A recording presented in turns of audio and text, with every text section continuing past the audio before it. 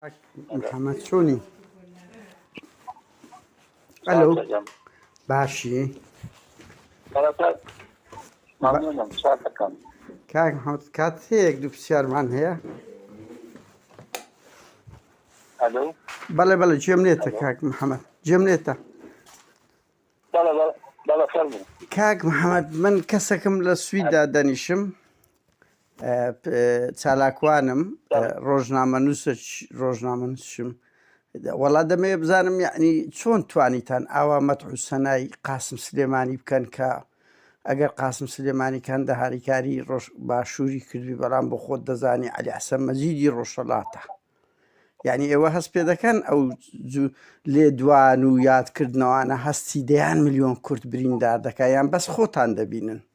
یعنی پرسیارەکە ئێمە ینی ئێوە کە جمو جۆڵک دەکەن بەداخەوە قەپاتی کردە ترسان بەداخەوە ئەو ئەسلوبیانە لە ترسان دەزانم ئیتلاعات هەما سزات دەدا داوە شەیزەلام بەو هەیکەلە گەورەوە باشە هەستی دەیان ملیۆن کورد بریندار دەکەن لایەن زۆر ئاساییە. سڵاو ڕێز کاکە تو بەرپرسیەکەمی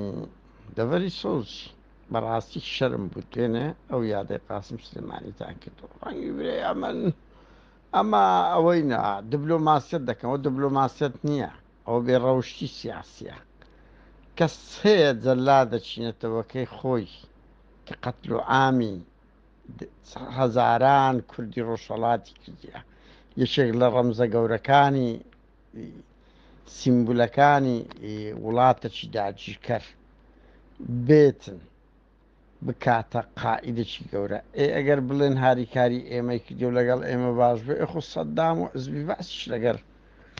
دیموکراتی کۆمەڵە باش بوو چەکی داینە یارمەتی داینێ دیفاعی لێکردینە لەگە پەکەکەی باش بوونە کەمپی ئەتروشی لۆ کردینەوەی کە حکوومەتی هەرێم دەری کردنە دەرێ لە مەخموری لۆی کردنەوە سەددام لۆی کردنەوە ئێوە دەزان هەر ئەنگۆ دەتانن دەزان ئەوە ینی پەیوەندی بکەن باشە هەموو هێزەکانی هەر سێ پاشەکەیتکەوە چی ئێوە علااقاتیان ئەگە داگیرکەران هەیە بەس قەت وەچی ئێوە ئەوها بەبێ ڕەوشتانە نایکەن قەت دیوتانە ڕۆژێک لە ڕۆژنامەت سەنای حزبی بەعس بکەن قەت دیوتانە ڕۆژێک لە ڕۆژان بە پێش سوپای داگیرکەر بکەون یارمەتی بدەن باشە ئێستاکە ئەگەر ئەوان یادی عەلی حەسەن مەجید بکەنەوە ئێوە چیان پێ دەڵێ پێتان ئەوەیە ینی لۆ قسێک مڕعاتی هەستی نەک ئەوان ئەو هەموو خەڵکەش ناکەن سلێمانی لۆندە قێزەوە دەکەن یعنی قاسم سلێمانی لە بۆ تو دیفاعی لە دووکردە لەگە بابت بینی خۆش بۆ بەڵام ملیۆنان کوردی ئاوارە و دەربەدەر و زوڵم لێ دەکات لە ڕۆژهەڵاتی نیشتیمان 6 وڵاتی تەفت و ناکردیە ئەخر دیبلۆماسیەتی شەوەی خۆی هەدەپەش بە چنگۆ لە پەرلەمانە شاری لە دەستدا